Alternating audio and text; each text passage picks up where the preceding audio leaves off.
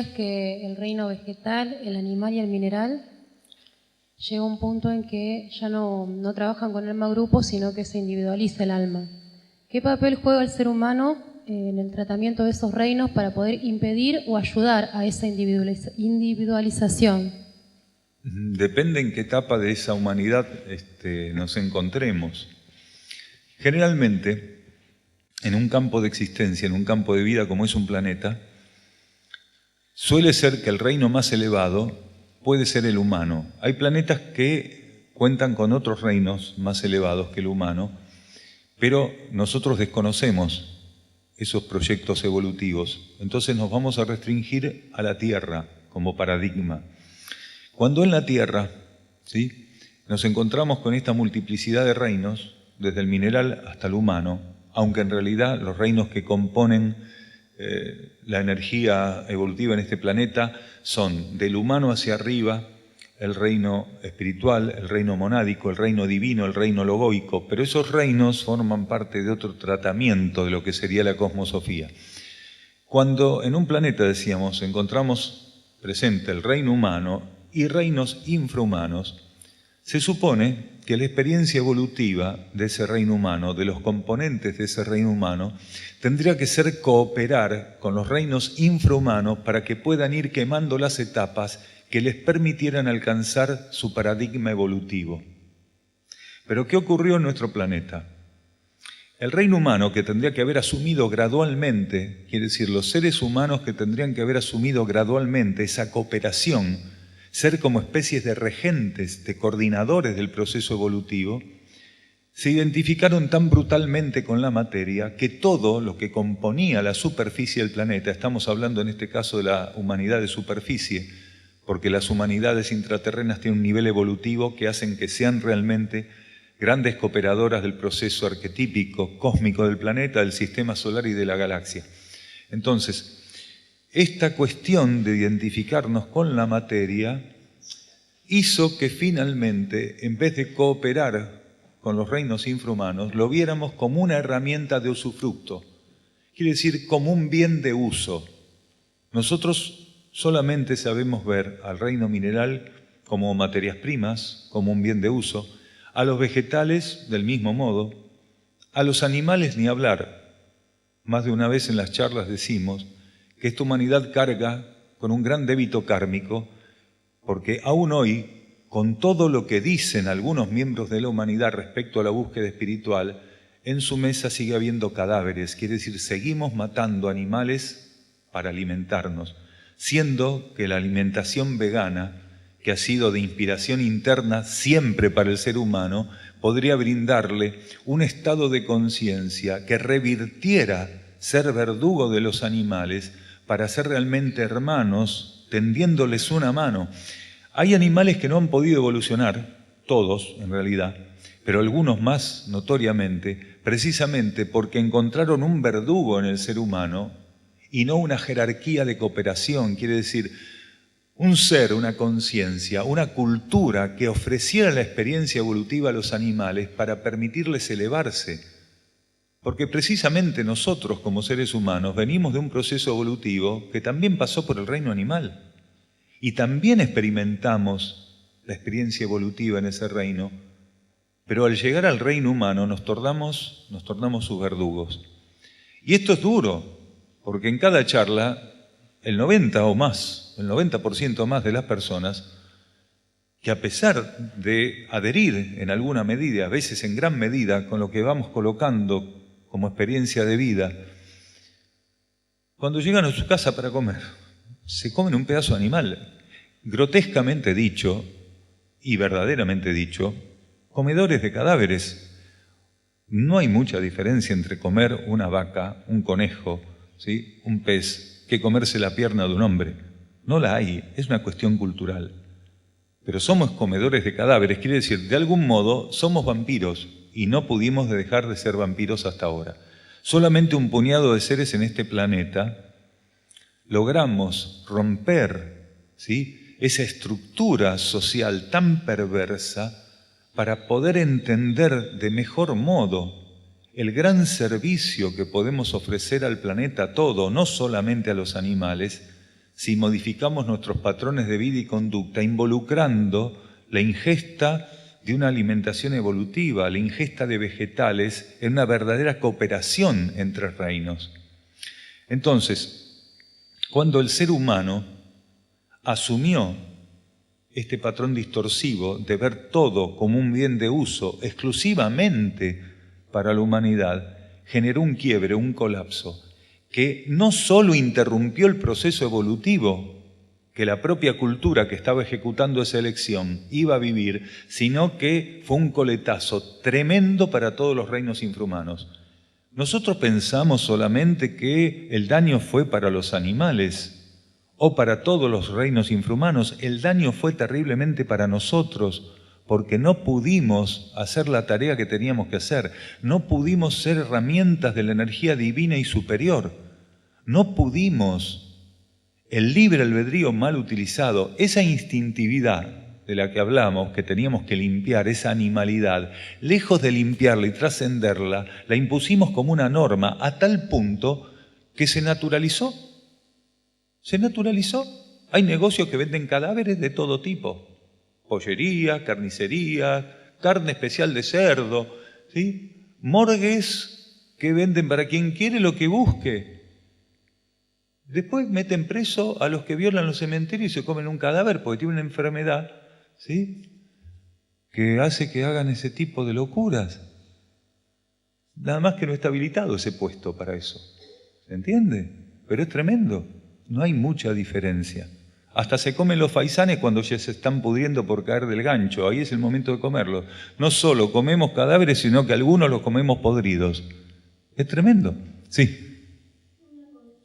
Un niño, desde que comienza a alimentarse, desde los 6 meses que los médicos le recomiendan alimentarlo, y va rechazando si le dan pescado, si le dan carne, esos niños, ¿es que ya vienen con el nuevo código genético o en algunos casos no? Muy buena la pregunta. No necesariamente tienen que tener el nuevo código genético. En realidad, todos los niños, si les damos la opción, no comerían carne. Todos.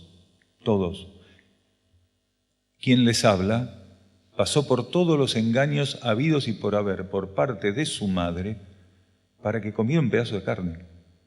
Todas las mentiras, las historias, todo lo que quieran para convencernos de eso, que eso había que comerlo porque era bueno.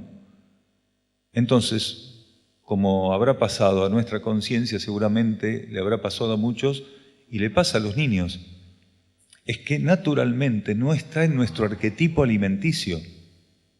En el momento en que nosotros, como humanidad, en ciertas etapas, pasamos por hambrunas y por ciertas pruebas, algunos de los clanes humanos empezaron a comer los restos de cadáveres que dejaban los animales que sí cazan y comen a otros animales. De ahí surge la actividad de la caza, cuando el ser humano, ¿sí?, que era recolector, prácticamente recolector, empezó a ver cómo animales de cierto tipo de condición podían cazar a otros animales y que el producto de eso era comérselos, que esos animales cazadores comían a otros animales cazadores. Entonces el ser humano, que tiene una capacidad de tomar lo que está hecho y perfeccionarlo, también perfecciona malos modos para ejecutarlos. Y empezó a probar primero las sobras. Y era muy fácil obtener sobras. Pero después, algunas sobras eran casi nada, no había mucha carne, eran hueso. Entonces, la idea sería, ¿por qué no imitamos a esos animales? Esa fue también una prueba de libre albedrío muy grande, que en esas etapas de hambruna, en esas etapas donde crecían las poblaciones y por momento, por cierto tipo de desfasajes estacionales, algún tipo de frutos o de alimentos escaseaban, ¿sí?, volcarse a devorar, a matar, a asesinar animales y posteriormente a comerlos. Eso sí es un hábito. Creo que aquí mismo no fue en Casilda donde hablamos de esa distorsión que se dio de la agricultura para la ganadería. ¿No lo hablamos el año pasado acá? ¿No? Bien, hubo una gran distorsión. Vamos a refrescarlo porque el tema de la alimentación es un tema álgido, ¿sí? La cosa fue más o menos así. La humanidad recibió estímulos intuitivos estímulos superiores para afianzarse como vegana, como vegetariana. Grandes estímulos. A tal punto que cuando llegó una etapa de suficiente receptividad, internamente la humanidad, ¿sí?, desde el campo de las jerarquías, de las conciencias que rigen la vida planetaria y solar, recibió, ¿sí?, la información que le permitió entender el descubrimiento de la agricultura, quiere decir la capacidad de organizar, ¿sí?, la distribución de vegetales, de organizarlos, ¿sí? Eso fue de inspiración interna. Entonces, hubo una etapa donde, y esto es lo más interesante, por eso hablamos de estímulos internos, simultáneamente en todo el planeta, con muy pocos años de diferencia, se descubre la agricultura. Quiere decir, la humanidad aprendió a organizar su relación con los vegetales. Este fue un trabajo intenso, muy intenso, y comenzó a darle un beneficio a los seres humanos, que fue tener espacio-tiempo para ensayar otras actividades que también tenían que ver con su conciencia, porque antes se la pasaban caminando todo el día para encontrar un poco de comida. Quiere decir, el ejercicio de vivir era despertarse, ir a buscar comida y antes de que se hiciera la noche volver con la comida que se hubiera encontrado. Algunos clanes, hordas, no tenían a dónde volver, era un peregrinar continuo, pero otros se estaban estableciendo. Con la agricultura se produce una modificación, sobra el tiempo.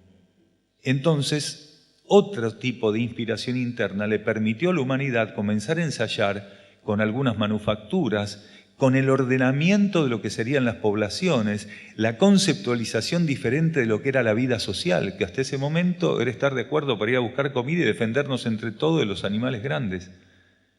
Cuando logra instalar ese principio, ¿sí?, de la agricultura ordenadamente y comenzar a avanzar en otros sentidos, vino una gran prueba, porque ante el estímulo interno que le permite descubrir la agricultura, se opone el libre albedrío de algunos seres de especular. Esta palabra que hace un rato se puso acá en el tapete, la especulación. ¿Y cuál fue esa especulación? Lo vamos a decir medio con humor. Che, ¿y si organizamos los animales como organizamos las plantas, qué tal? ¿Cómo? Sí, claro. Hasta ese momento, cuando se organiza la agricultura, se comía mucho vegetal y poco animal. Cuando se lo encontraba, cuando eventualmente se lo podía cazar. Entonces, ¿qué surge como contraparte negativa? La ganadería, quiere decir, el hombre confirmando que su comida va a tener cadáveres como componentes. Y empezó a observar los animales que tenían partos más rápidos, que la preñez era más rápida, que tenían muchos hijos, vacas, ¿sí?, corderos, cabras, conejos, y empezó a organizar la agricultura animal, quiere decir la ganadería. Y eso fue terrible, porque fue el sello, fue el punto de inflexión que trazó una línea roja entre la humanidad y los animales. Y no solo roja, sino verde, porque los vegetales no llegaron a tener entonces la importancia y el papel que estaba trazado evolutivamente. Porque una gran cantidad de mónadas que estaban en el reino vegetal, esperando pasar para el reino animal o preparándose para hacer experiencias más amplias evolutivamente, necesitaban el contacto, ¿sí?, como alimento vegetal con el ser humano para que el ingreso en el aura del ser humano las estimulara evolutivamente. Quiere decir, era necesario para los vegetales que estaban signados arquetípicamente como alimentos ser ingeridos. ¿Para qué? Para pasar por una iniciación vibratoria energética. Tenían que ingresar al aura humana para poder liberar su esencia de un modo diferente. Ya no les servía a esos vegetales ser devorados por animales. Necesitaban ser comidos con una relación diferente, quiere decir ingeridos, no devorados.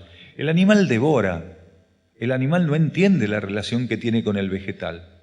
Cuando devora un vegetal, lo devora y listo. Lo deglute, lo devora, animalmente hablando. El ser humano tendría que empezar a modificar sus patrones de vida y de conducta para entender la alimentación de otro modo. Y entender que el servicio de no comer cadáveres es tan importante para los animales que pasarían a ser vistos de un modo altruista, elevado y solidario, y los vegetales que necesitan ser ingeridos por el ser humano para también prepararse energéticamente para futuras etapas.